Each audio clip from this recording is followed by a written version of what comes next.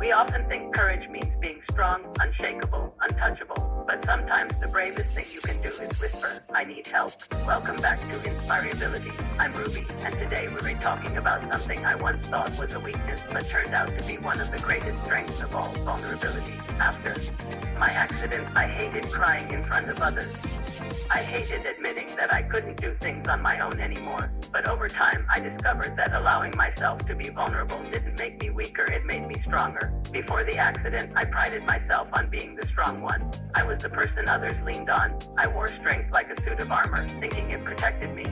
But inside, I was terrified. The mask fooled everyone except me. It was exhausting trying to keep up the appearance of being perfectly fine when I was crumbling. Vulnerability for me meant finally dropping that mask. It meant looking someone in the eye and saying, "I'm not okay." And you know what happened the moment I did? People didn't pull away. They drew closer. The very thing I thought would push them away actually brought them in. The hardest step by far was telling my children the truth.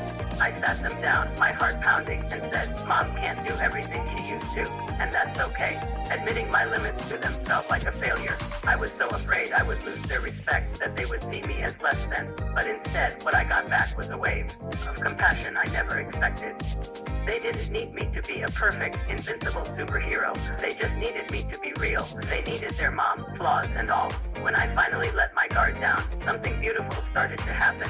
People connected with me more deeply than ever before. Friends who had always wanted to help but never knew how finally found ways. Simply because I let them in, I gave them a map to my needs. Strangers became allies in this journey. My openness gave them permission to share their own struggles, and we found common ground in our shared humanity. Vulnerability built these incredible bridges that my old idea of strength never could. Spiritually, this journey opened my eyes in a profound way.